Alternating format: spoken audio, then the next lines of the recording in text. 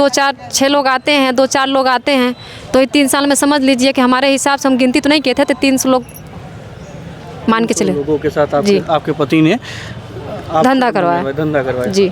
एक युवक पहले प्रेम प्रसंग में शादी करता है और अपनी पत्नी को मुंबई ले जाता है, जिसके बाद वह अपनी पत्नी से ही कहा जाए वेश्यावृत्ति जैसे घिनौने काम में उतार देता है। एक तस्वीर आपको दिखाएंगे। ये जौनपुर की रहने वाली जलालपुर थाना क्षेत्र की एक महिला है, जिसको एक प्रेम प्रसंग में एक व्यक्ति से प्यार होता है। प्यार के बाद वो मुंबई जाता है और शादी के बाद एक बच्चा ये होता है। शादी के बाद जो है पति जो है अपने ही पत्नी को वेश्यावृत्ति जैसे घिनौने काम में उतार देता है। क्या है पूरा घटना आपके साथ, हमको बताएं आप। पूरा घटना यह है कि सन 2006 से हम मुंबई ले गए और मुंबई में शादी विवाह किए। वहाँ खूब अच्छा से हम लोग रहते थे। रहने के बाद एक लड़का पैदा हुआ आयुष।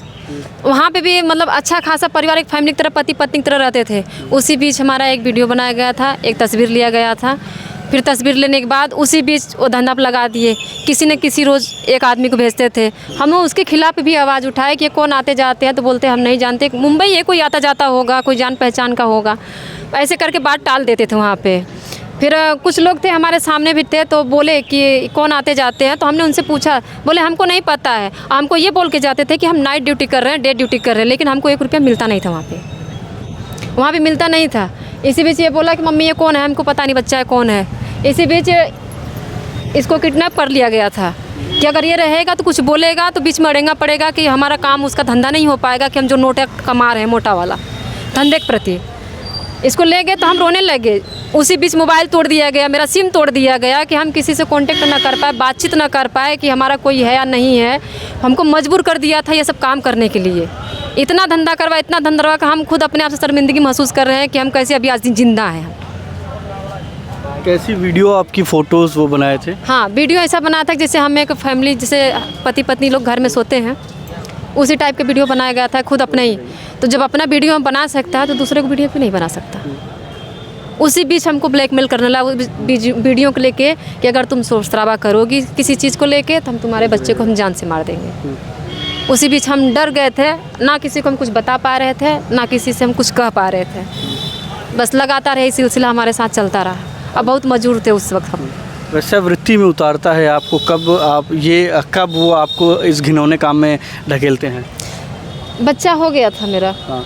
बच्चा जानकार हो गया था। हाँ। तो कोई ना कोई आता जाता था हमारे साथ, उठता बैठता था, तो इसको लगता था कि जो भी हमारे पापा हैं ये कौन है। कहीं ना कहीं वो भी देखता होगा ना, पापा के अलावा कोई घर में आता नहीं तो है कौन। तो ये सवाल उठाया था, तो उसी बीच उसको किडनैप कर लिया गया था। तो उसी बीच हमको धमकी भी मिली थी कि अगर तुम चिल्लाओगी, शोर शराबा करोगी, तुम्हारा वीडियो वायरल कर देंगे, सोशल मीडिया पर कर देंगे। और एक फ़ोटो भी रखा था।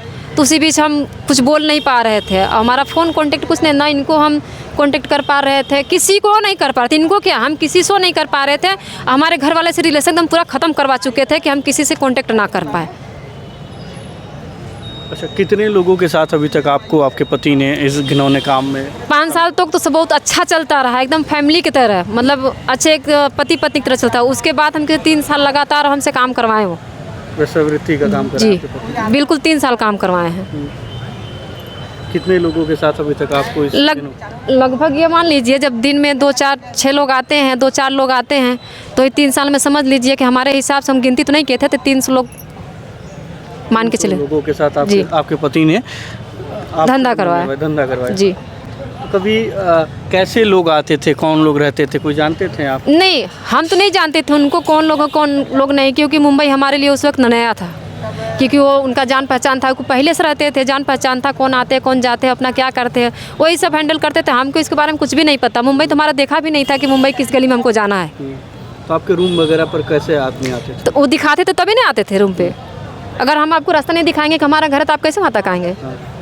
नहीं, जब पहली बार हुआ इस तरीके की घटना? पहली बार हुआ था तो एक जैसे कि मतलब एजेड आदमी था, हम बता नहीं सकते कितने एजेड है, कि वो आया था तो दरवाज़ा खटखटा रहा था उस वक्त। तो उस वक्त मतलब जानकारी नहीं थी कि कौन है।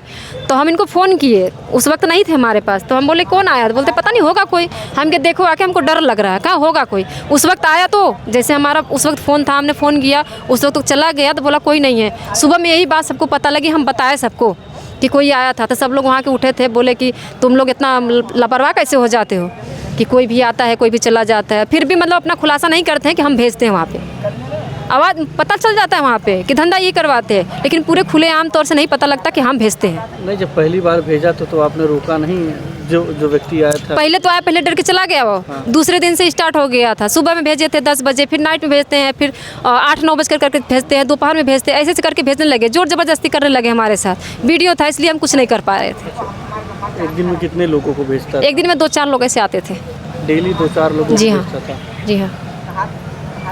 कभी क्या लगता है कि पैसे वैसे लेता था क्या? जी, लगता है? पैसे तो हम नहीं लेते थे, पैसे की हमारी कोई मांग नहीं थी। पैसे की जो भी मांग थी अपना करता था, क्या था वो हमको नहीं पता था। कितने पैसे वगैरह हाँ, लेता ये सब के बारे में हमको नहीं पता है कि वो अपना खुद कहाँ से बात करता था, कैसे बात करते थे खुद। जो किसी को हम नहीं जानते तो हमारे दरवाजे तक आते थे।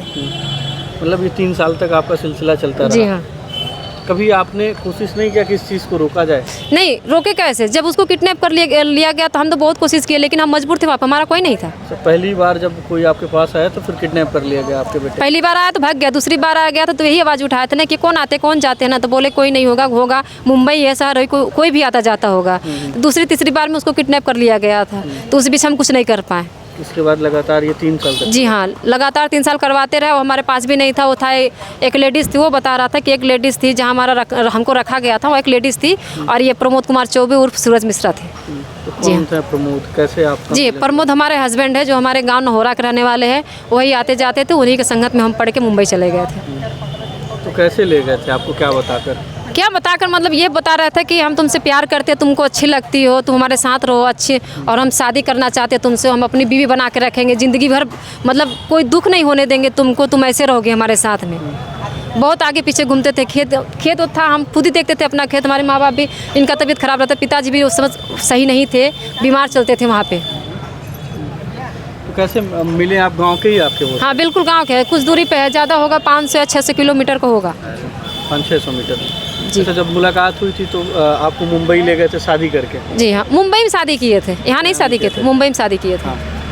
तो फिर कैसे आप लोग रहते थे, पति पत्नी की तरह? हाँ, पहले बहुत अच्छे से रहते थे, पहले बहुत अच्छे से हम रहते थे, एक पति पत्नी की तरह। मतलब कोई ऐसा नहीं लगा हमको कि हमारे साथ गलत काम कर सकते हैं। बहुत अच्छे से हमारे साथ रहते थे, एक बाप की तरह एक पति की तरह रहते थे।